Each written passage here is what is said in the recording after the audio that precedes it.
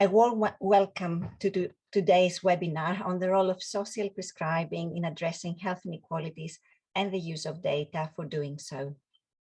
COVID-19 has both highlighted and exacerbated pre-existing health and socioeconomic inequalities. There is growing evidence that those from the most disadvantaged background have been the most affected. Job insecurity and losses, families trapped in cramped housing with children often without digital access, falling behind at school, and the increased levels of domestic violence during the lockdown are some of the examples of the pandemic's effects on our communities. From a narrower health perspective, we saw that the risk of exposure and of serious COVID outcomes were higher amongst ethnic minority groups and those with disabilities. In addition, the mental health impact of the pandemic has been greater for those with pre-existing mental health or physical conditions and those affected by deprivation and loneliness. And the delayed treatment of other conditions and current long waiting times for secondary care are of course disproportionately affecting those in need and our vulnerable groups who cannot advocate for themselves. Most importantly, what the pandemic has powerfully illustrated is the interreliance between health, well-being, and our environment. As it has been said before, the pandemic has pierced our illusion of certainty and control. We begin to realize that when facing challenges like COVID or climate change or inequality, collective solutions and mutual efforts are needed.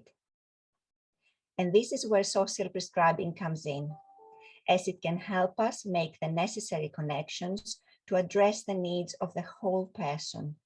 It can create a link between healthcare provision and the voluntary sector, social care, and other local services, and has the potential to assist community participation and cohesion. However, the wide implementation of social prescribing as an extension of the NHS is relatively new, and although it holds promise, there is a need to better understand its effect and impact on patient service use, health-related outcomes, and broader components of well-being.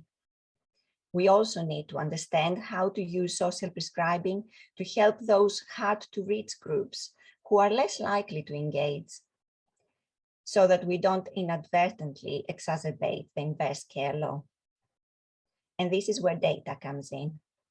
By collecting and reflecting on information on processes and outcomes, we will be in a better position to understand and hopefully adjust and modify our practice and mitigate any unintended consequences.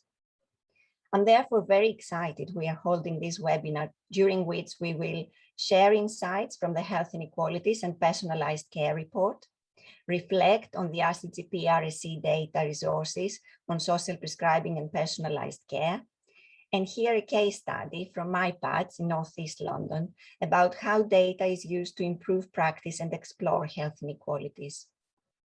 A small number of housekeeping remarks. The webinar will be recorded and available via the RCGP Research YouTube channel, and slides will be circulated. Only speakers will have their video and mic on.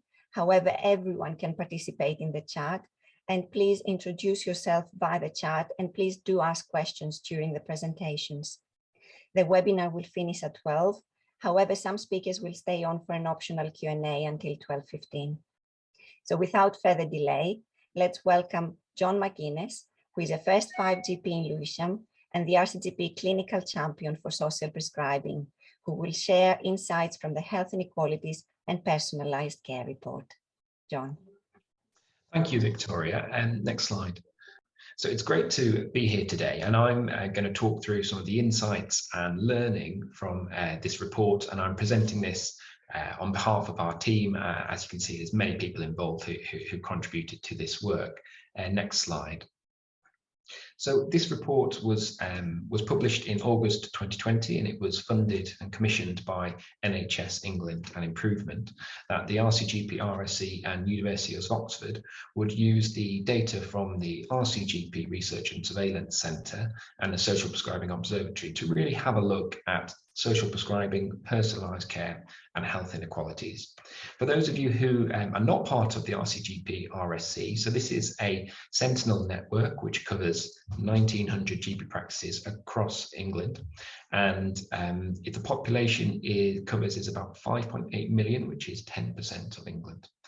And they take pseudonymized data from primary care electronic health records to for research and observatories, a majority of which is available for people to have a look at online.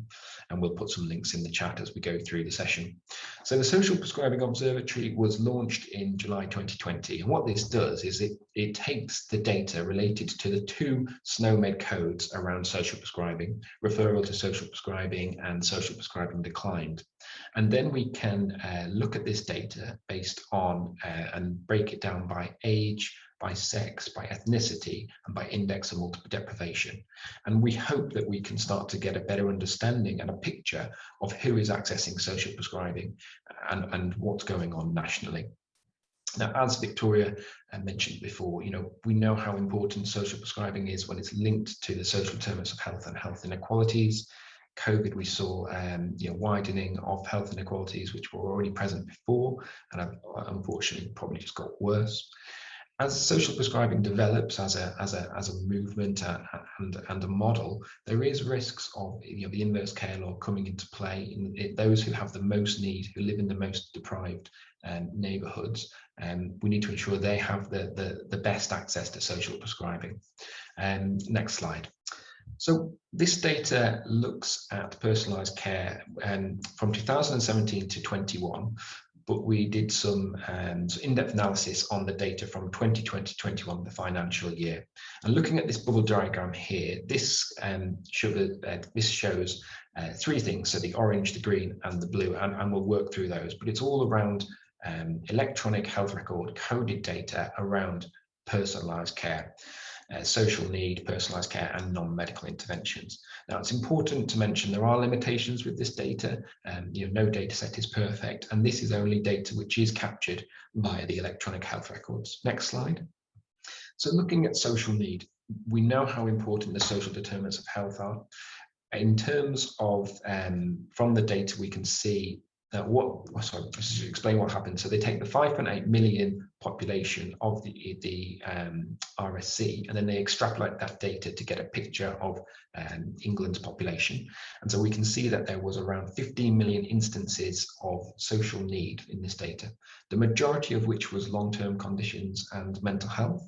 However, increasing number of codes around employment, substance misuse, abuse, housing, money issues, parenting, which kind of starts to encompass those social determinants of health, which we know are so important for social prescribing.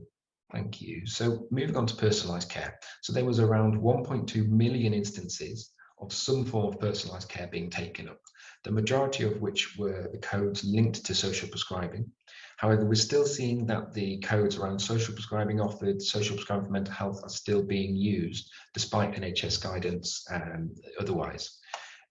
Further down at the bottom of the diagram there, we are seeing that some of the newest steps in social prescribing and personalised care around health budgets, around shared decision making, health coaching, personalised care and so on is getting coded in the electronic records, which is really great to see, and we hope that grows in recent months, in months to years coming.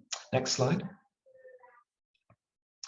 So thinking about non-medical interventions, we're thinking about, okay, so we can see that there's a large amount of social need. We can see that we're using this personalised care approach, but what actually happens?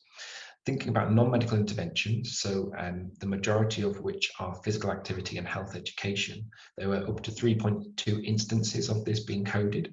Interesting to note that when we looked at 2017 to 2021, the coding for physical activity actually reduced, which is a worrying sign, reduced in the pandemic, which is a worrying because we know that the nation has gained weight and become more inactive through COVID. So it's really important that we work on that specific point. So again, looking at the data over the last 4 years on the graph on the right here, so we can see that in 2020-21, all areas of took up more social prescribing, so there were more social prescribing referral codes. What's important to look at, these are rates per 10,000 population, and all the graphs going forward will be on that. The picture on the left shows the social prescribing referral at an integrated care system level, and we can see that there's lots of variation there, and it can be up to 25 times fold. The next slide. So how is this all linked to health inequalities? We can start to see a national picture of who is being referred based on index multiple deprivation. So as you would expect that IMD1, IMD2, which are the lower, the 40% of the most deprived of our population, do have a higher number of referrals of social prescribing. However, this was not statistically significant. And interestingly, that we found that there was actually a higher rate of declines within these groups. And so we hope that this data starts to trigger a discussion and start to ask questions about, are we reaching the right people? And who is accessing social prescribing? And if people are declining, why are declining these referrals? And I think that's really important as we move forward. My colleague Anand is going to be talking through this data at an integrated care system level, because we're really pleased to say that there are integrated care system ICS reports for the whole of England, so you can look at that data yourself. Again, thinking about health inequalities and ethnicity. So looking over the past 4 years, you can see that social prescribing referrals has improved across all ethnicities. However, there is a widening gap there, and you can see the yellow line, which is white ethnicity, is being referred much more often than other ethnicities. It also highlights that the known gaps around poor recording around ethnicity, so the blue and the green, other and unknown, which has been identified in other research by the Nuffield Trust through the pandemic, and this is something we really need to work together to improve. So in terms of the headlines, so we can see that personalised care in primary care has increased rapidly over recent years, the majority of which was social prescribing. There is significant amounts of variation across England within integrated care systems, a 20-fold difference in terms of their referral rates to social prescribing. Women are more likely to be referred, so 1.5 times more likely than men, and equally more likely to have a personalised care and support plan. Age, there is a trend towards the more the older adults and over 65, which probably fits with our current national picture. However, we know that there's lots of great work on social prescribing for children and young people, but at the moment we're seeing very few and very low referrals coded in the notes. In terms of ethnicity, we can see that social prescribing referrals were at least 1.4 times lower for people from non-white ethnic backgrounds, and deprivation, as I talked about. So we are seeing people in more deprived areas being referred to social prescribing services. However, we really want to ensure we focus on those people who need it most. And this is the final slide. So in terms of the evidence, we really want to support evidence being generated around personalised care, which shows that it's improving outcomes for patients, it's reducing health inequalities, and it's meeting unmet need. We're going to hear from my colleague about the ICS reports, and as I said, we hope that this triggers a discussion and a conversation, people start asking questions.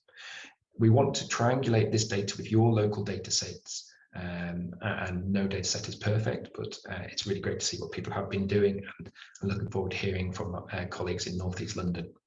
Thinking about inequalities and unmet need, this is the time which we really need to think about targeting personalised care access and interventions in line with the 8 national NHS priorities to target health inequalities. And if we're going to deliver integrated care, we need to make sure that personalised care is embedded and accessible to all. Quality, there is lots of work we can do on improving data quality around personalised care, and that's within the NHS, but also outside in the broader social prescribing environment, our BCSE colleagues, and learning together. So we want to take a learning health system approach. We want to identify and spread best practice, as we're going to hear from the North East London team.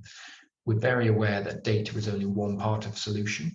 And as we know, social prescribing is holistic. It's about relationships. It's about that magic. And it's about working together with our local community, our patients, to really push this model forward. That's it for me. Thank you very much. I'm now going to pass over to my colleague Anand, who's going to share his screen, and we can hear a bit more from him. Thanks very much, John. So I'm going to give you guys a whistle-stop tour of the variety of resources that we've created. There's a lot of data here. As John mentioned, no data set is perfect, but what we hope to do with this data set is to help provide clues and to stimulate questions that you guys can ask of your services to foster improvement. So this is the main social prescribing observatory landing page. This project was funded and supported by NHS England. And here you'll just get a bit of background, all of these open access reports that we've published. And if you click on Visit Social Prescribing Observatory, you're going to be taken to the 4 main observatories that we have. And just quickly to orient you guys, this is looking at social prescribing referrals and social prescribing declines. And this is looking at all social prescribing activity referrals as well as declines. And it's disaggregated by these different attributes: age, region, IMD quintile, ethnicity, and gender. And you can click on these different parameters and you can find out how many social prescriptions are given for the different types of individuals within your demographic. If you use your mouse and hover over the lines, you'll see the actual numbers. So you'll see the registered population and the number of recorded events. So for example, here, we know that there were 734 social prescriptions given to 65-plus-year-old individuals the week commencing June 28th, 2021. So this is the sort of information you can get here. That's the Social Prescribing Observatory. This is Social Prescribing Heat Map, so it just provides a map view. If you click on Social Needs Observatory, you'll see the different social needs that we're able to capture: mental health, long-term conditions, substance misuse, abuse. So these are the sorts of things that Victoria and John mentioned can drive people to actually need social prescriptions. And then finally, there's the non-medical interventions, which John showed some of the details about. And this gives us an idea of the actual granular interventions given. Obviously, social prescribing referral is quite a broad code. And by trying to narrow it down to these different specific intervention types, we're trying to give clues as to what's being used and what's not being used within different areas across England. So going back to the main landing page, that was the observatory. Here are publications and reports, which are at the bottom of this page. And then finally are the social prescribing ICS reports. So if you click on this, you're going to come to this landing page. And you're going to see the 7 regions of England. And then if you click on your region of interest, so for example, if we go to London, you'll see all of the ICSs within London. We're interested here in the East London Health and Care Partnership because that ties into what our colleagues are going to be talking about before. You click on this and you'll be asked to save a zip file. If you save the zip file, you'll download it, and within that, you will find 4 files. 4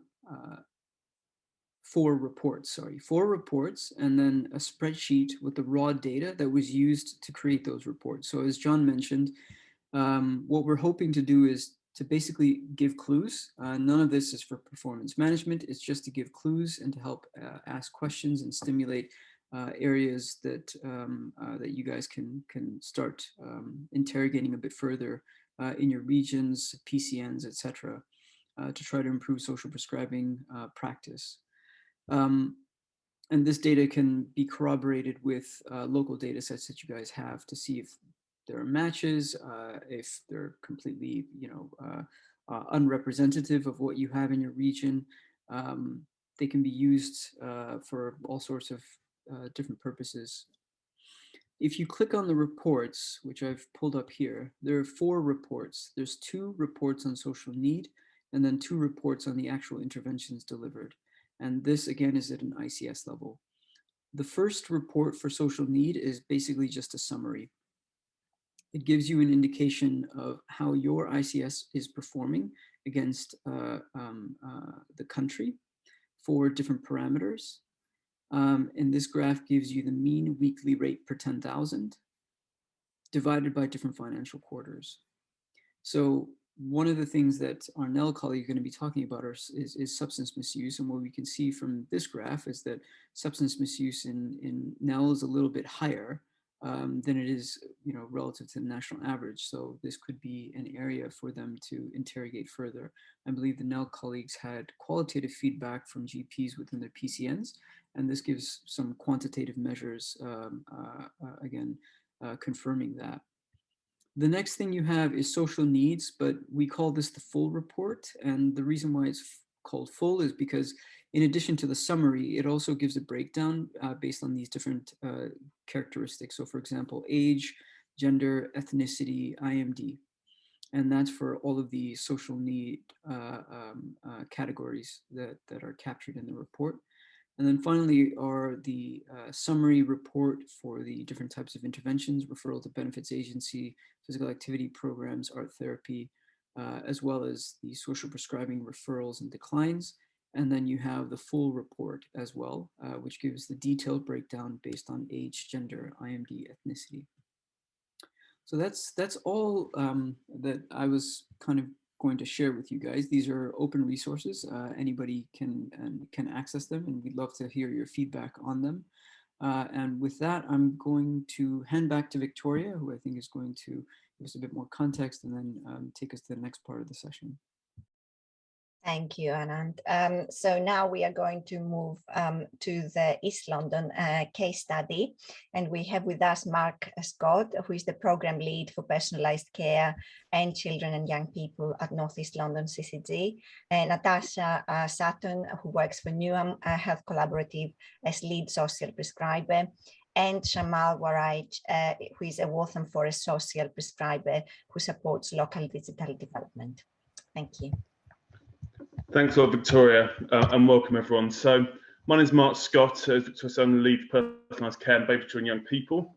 Now, I don't really know that much about social prescribing, and if I'm being honest, I don't know that much about data and evaluation. However, I've still got a story I'm going to try to tell you and actually sell to you. Now, I think social prescribing is this amazing thing that realises the passions and potential of our communities. And there's not much in our society that really does that like social prescribing does. What I'm going to argue to you is that to do that, we need to realise the potential of our link workers.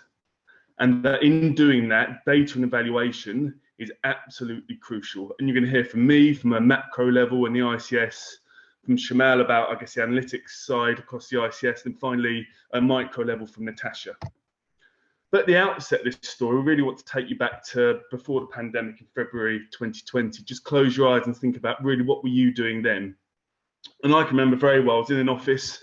I'm sure we were in an office. We thought we'd spend the rest of our lives, most of our lives in an office. Well, that's changed a lot. And I was thinking I had 10 to 15 programs of work I had to implement. Lots of them were national policy. Social prescribing was one of them. We just had to implement lots and lots of different things across the patch. And then the pandemic struck, which then for me in my work, particularly on social prescribing, made a seismic shift. It went away from actually what the top-down range of stuff we had to do were, and was actually really, how can we support the 20 or 30,000 people who benefit from social prescribing in this crisis with all of our link workers, and particularly at a time where there are real health inequalities and people really suffering. So where we came at it from was really about no longer about how can we implement top-down policy, but how can we realise the potential of our fantastic link workers across North East London. There's over 100 grown over the last couple of years, maybe 20 to 30 to over 100 now. And really what we thought about was we went to ask them really how can we best help you do your job as best you can. Some of the ideas we came back with were, well, how do we help people evaluate their work better? How can we give people digital tools to help people capture activities? What workforce and training and development do people need to do their job better? What new ideas and pathways do people have? How can we communicate about people's work and help them with engagement activities? And also importantly, how can we help local BCS organisations?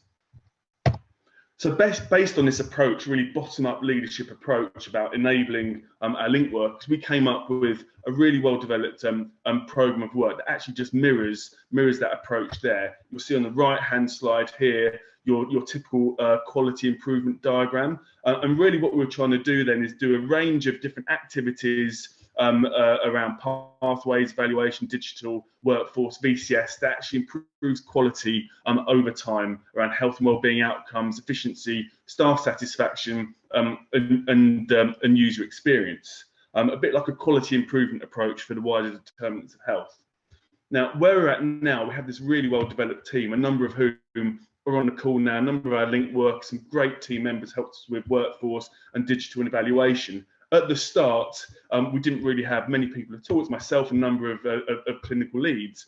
And at the outset, if I was being quite honest, as I said, don't know much about digital and evaluation. I thought it was going to be our weakest link. We just had a few link workers come to our group.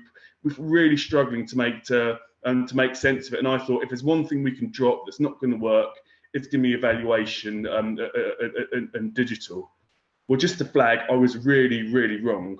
What we've done now with what Shamal explained is actually develop a data set that helps people measure what they're doing. And what the effect of that has been transformational, because now people are empowered to understand how they can improve at their work. They're empowered to see the impact they can have. So really what the message I want to give is actually this is a crucial building block to helping link workers realise their potential and do their work better. So just in summary, before I pass on to Shamal, so social prescribing, it's amazing. It's amazing service that helps realise people's passions. And the change model approach that I've outlined, the bottom-up change model, is all about realising the potential of link workers. And digital evaluation is absolutely crucial and a key building block for change. But you've heard it from me. Now I'm going to hear a bit about the nuts and bolts about what we're doing with Shamal, and then on a micro level, at borough level, with Natasha. So Shamal, over to you. Thanks, Mark. So social prescribing, just as you said, I'm a huge champion of it, and really kind of selling the power that it is when we provide social prescriptions to our clients and patients. And sometimes it's been really, really difficult trying to convince our healthcare professionals, the GPs, the people that we work with, what social prescribing is. So I'm somebody who worked as a social prescriber in local authority and the VCSC before joining a team of 9 social prescribers in the PCN in March 2020, just before the pandemic. And when we arrived in the PCNs and practices, it was a whole new world for us. Clinical spaces, clinical ways of working. It was a whole new way of working. We were learning about System 1, EMIS, which were patient care systems, and stuff that we never really knew about. And then the teams in the practices also didn't really quite understand what social prescribing was. So there was no way that we could really record our information around social prescribing on the systems, other than what NHS England had given us, which was 2 social prescribing codes, the 3 social prescribing codes, one for referral to social prescribing, one for social prescribing offered, and one for social prescribing declined. And that was really it. We'd not really had much training around System 1 and using EMIS, and that was something we learned on the job. And then it was more about building relationships with the staff teams to kind of just make them understand what social prescribing was. So from there, we have now worked with NEL to create a template which we can then embed into EMIS and System 1. So that's the current patient care systems of how social prescribing is recorded, and use and adapt up to 50 new SNOMED codes that look at what John was mentioning around the reasons to referrals, so that we can produce more rich data for reporting around the work that we do, because those 2 social prescribing codes do not really give a good vision of what work we do to our clinical leads and our practice teams. So we've created the template, which we've been working with the NEL region, which is going to be hopefully developed and implemented across NHS England, across all social prescribing services.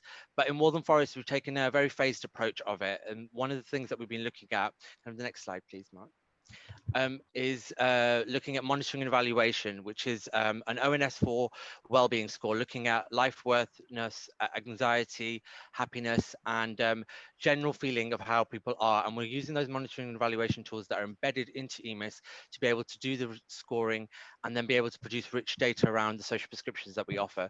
So the template is now gone live, which is the social prescribing NEL template, which our social prescribers are using across patient care systems. And it's been a lot of work with working groups across NEL, social prescribers and clinical leads to really develop this template that works for social prescribing and then produces the data that our clinical leads and our PCNs need around the work that we do. Can I have the next slide, please? And then all of this data is now produced into the Power BI Data Discovery Hub, which, as you can see as an overview here, it already gives us a lot of information around the demographics of the patients that we support. So looking at the social prescriptions and ethnicity, looking at age ranges, and then with those new SNOMED codes and the other parts of the template, we'll be able to look at more richer data that we'll be able to produce reports on.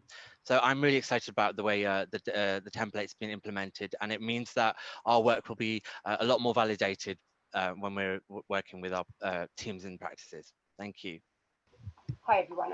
So I'm going to talk to you about how the social prescribing can work on a micro level. And what I mean by that is how it can benefit each practice and the primary care network.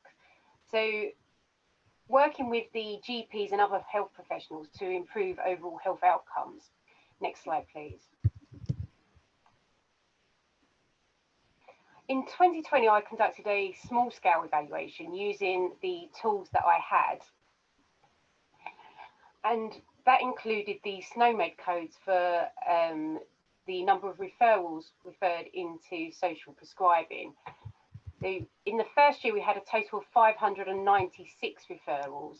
And the outcome of that was the using the demand to recruit 2 new social prescribers to the team. So in addition, we used survey questionnaires to both staff and patients and semi-structured interviews. Next slide, please.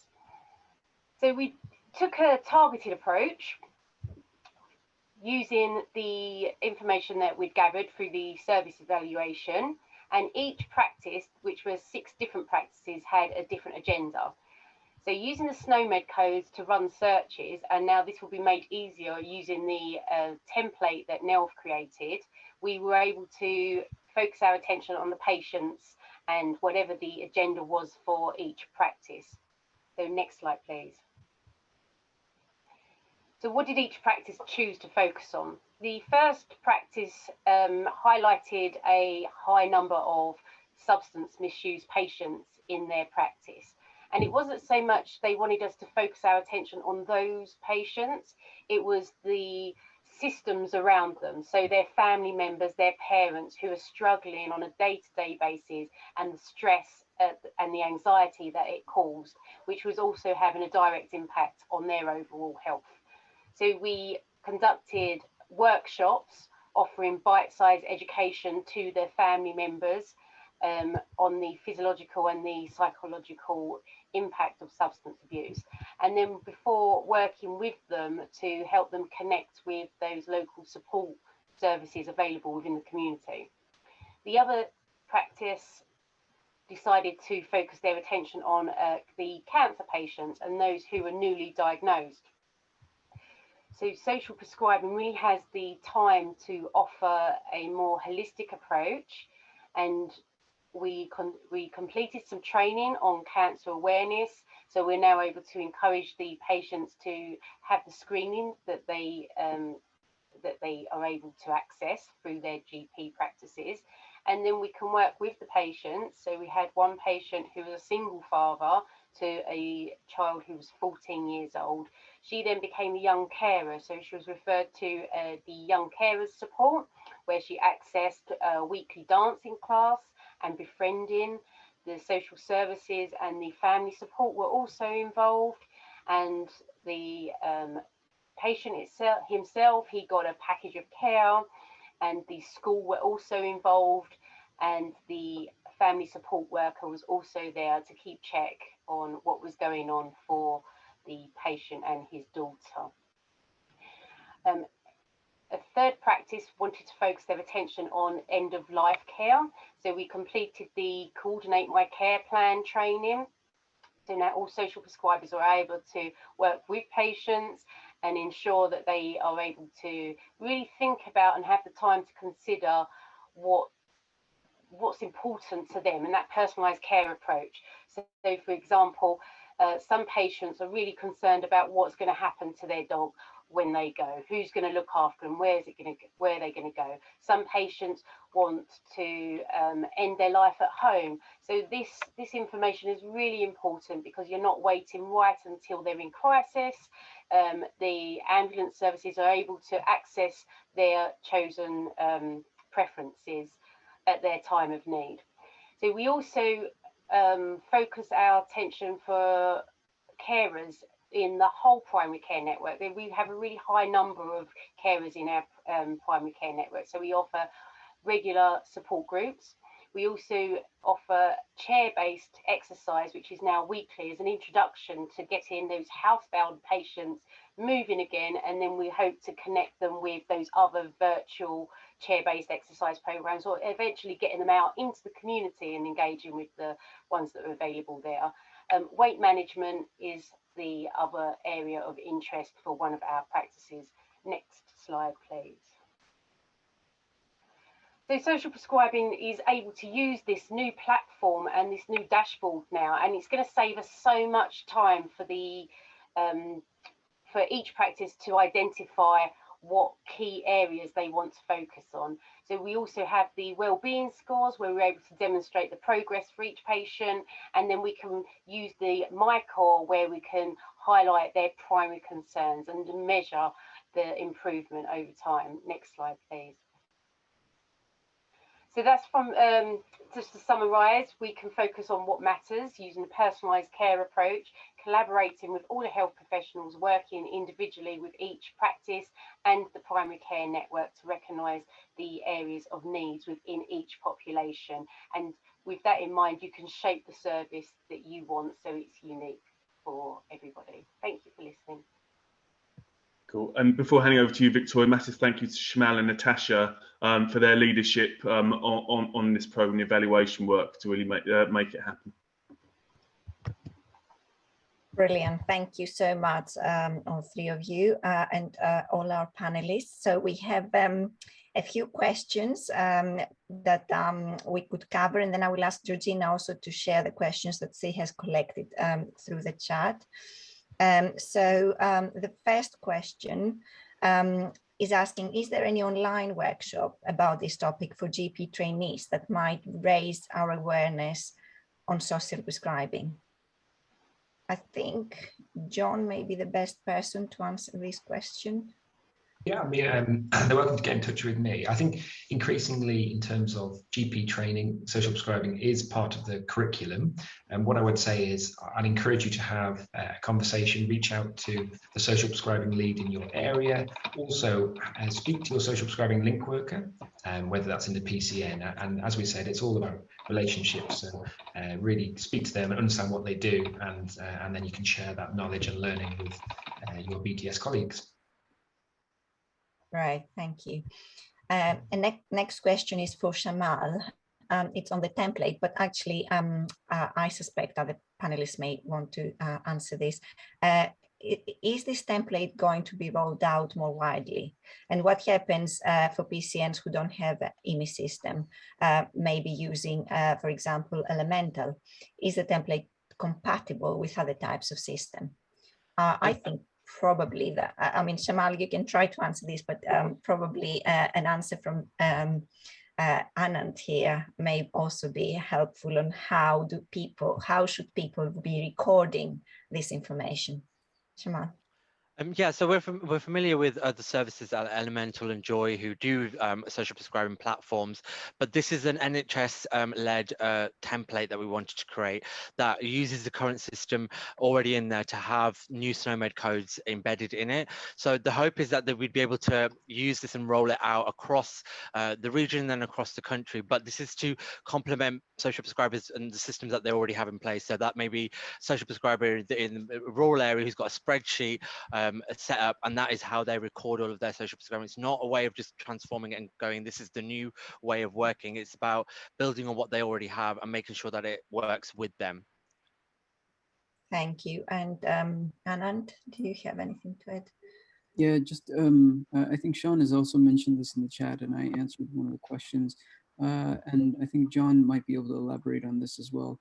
NHS England is working on the National Social Prescribing Minimum Dataset, which will look at 4 things: demographics, number 1, number 2, the presenting complaint of the individuals coming to receive a social prescription, 3, the actual social prescription delivered. So for example, benefits referral or physical activity intervention, rather than just the general code of social prescribing referral, which I think Shamal also pointed to the limitations of such a general code. And then the final category would be looking at outcomes, which will be a little bit trickier to look at. I think for some of the questions, there is a template that Arden's Q already has that you might be able to use, but I would encourage learning and sharing amongst the group as well. So if you're able to use Shamal's, you might be able to just take the categories and just integrate that into a new template that you guys create for yourselves. And John might be able to give a bit more of an update on PRSB, because I think you're working on that, right, John?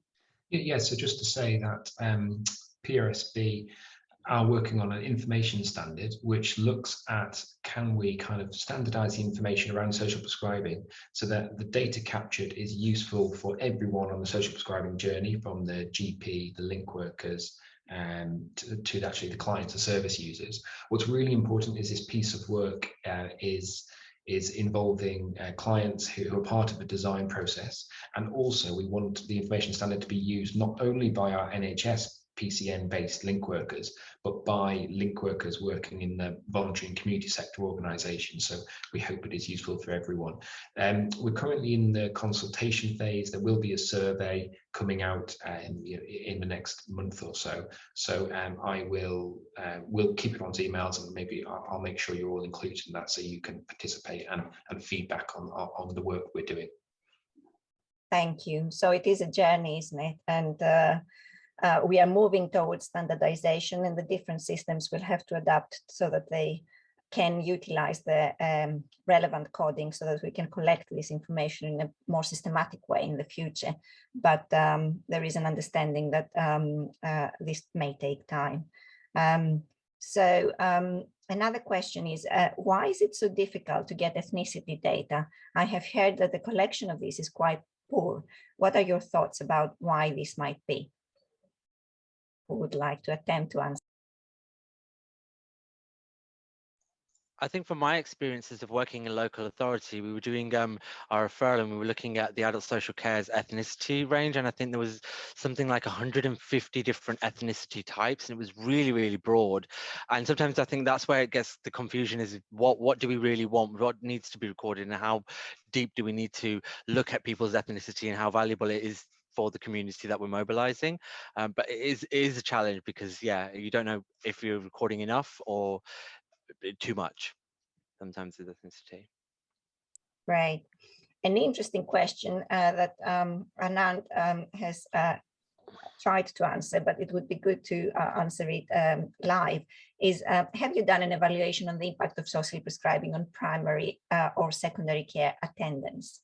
Anand, would you like to reiterate your answer live? Yeah, so we have not. One of the challenges is what I was mentioning before, and what Shamal mentioned as well, the social prescribing referral code is just too broad. You have no idea what the presenting complaint was, you have no idea what the intervention was, and therefore trying to attribute outcomes to something so general is unfair, number one. And number two, there's just too many confounders that it would be impossible to control for. So this is where the minimum data set comes in as well, because that would allow us to actually record in a more granular way the presenting complaint, number one, and that's the most important thing. And then number two, the actual intervention delivered. And then you would need to actually define the outcomes that matter for those individuals. And primary care and secondary care attendance, I think, are important, but there'll be a host of other outcomes that will also be important for individuals. So for example, if they have a housing issue, then, again, to your very early points, Victoria, looking at whether these issues are actually resolved. And the outcome there would be, something as simple as housing issue resolved, not primary or secondary care attendances. So much work to be done, much work to be done. Thank you. And of course, it can go both ways. And increasing attendances may be absolutely appropriate for people that feel more empowered to actually seek help for their healthcare needs. So reducing attendances may not necessarily be the right thing for everyone. Another question that also is very interesting is, you mentioned that you work to develop and support the voluntary sector. What approach is taken and what guidance and advice have you offered? Anand, you attempted again to answer that question. I guess this is again part of the journey, isn't it, about collecting the data to understand the needs in order to allocate the necessary resources to the right part of the voluntary sector. Do you want to say something on that? Yeah, so as part of another project, we created a free, open and crowdsourced platform called prescribing .social, which we mapped social prescription providers across England, and we have about 70,000 listed on that platform currently, and it's crowdsourced. So if we've missed something, which we obviously will have, individuals can put their details in. The VCSE organizations can put their details in. We've worked, as I put in the answer, with regional teams on this, but we've definitely not done enough. I guess the other thing that I'll only briefly mention, because this is it's always dangerous asking me these sorts of questions. In terms of support for VCSE organizations, one of the huge limitations of the current model of social prescribing is that there's no formal routes for cash to actually flow to the VCSE organizations. And that makes this entire endeavor quite unsustainable.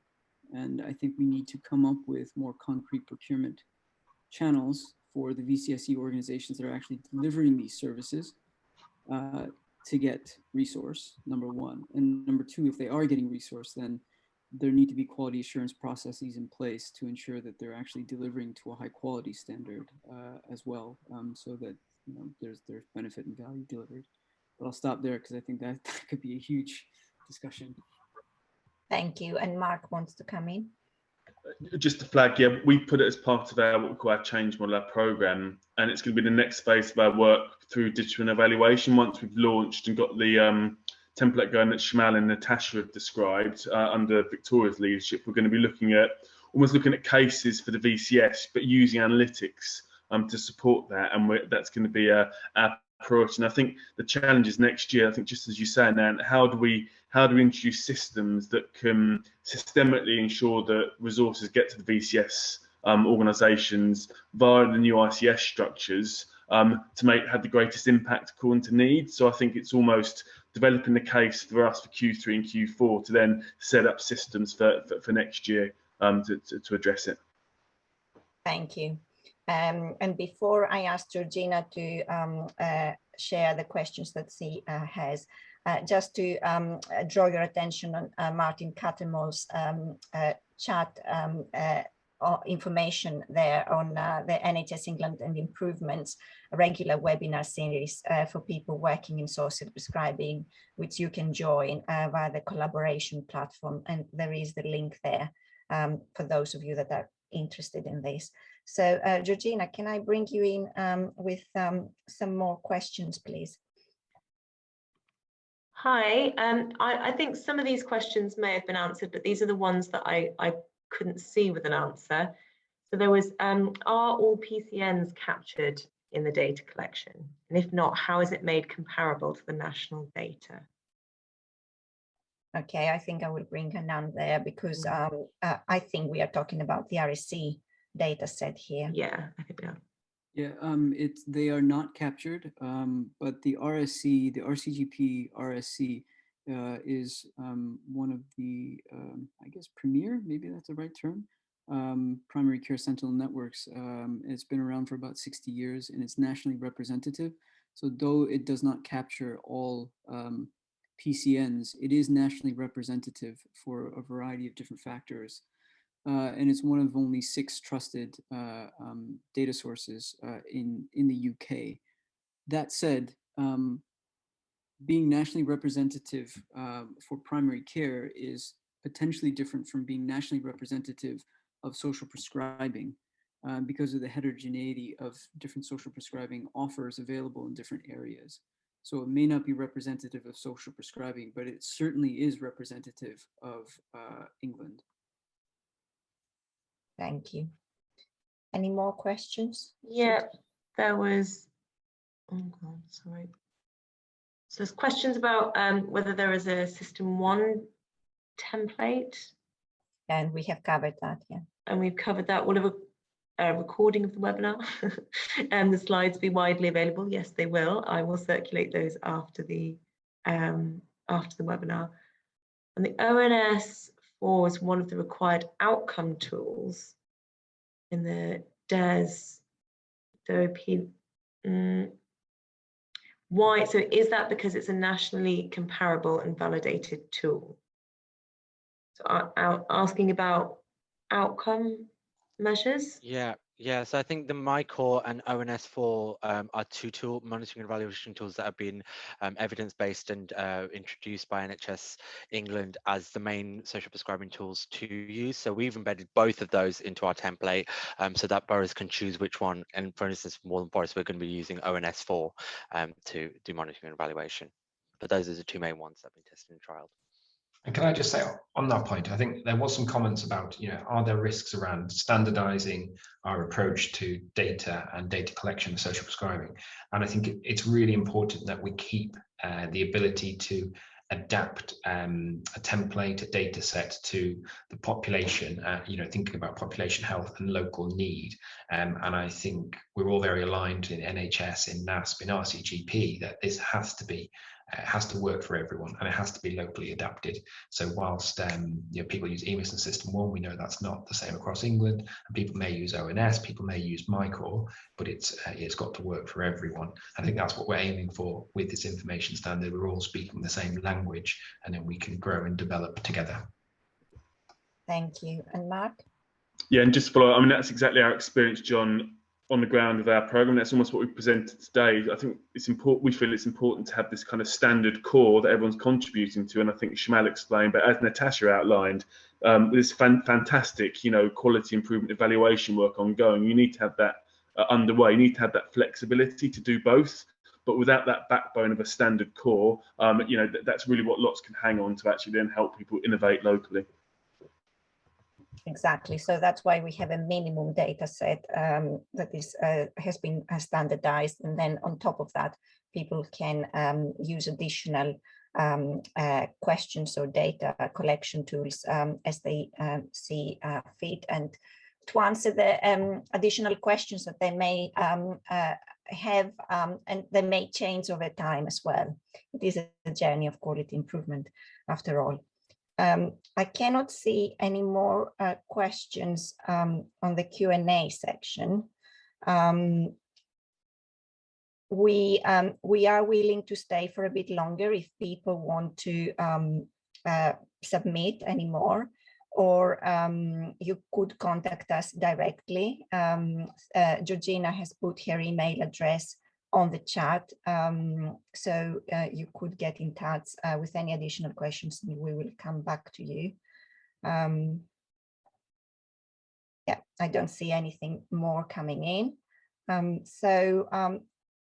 Any final comments? Georgina, do you want to come in?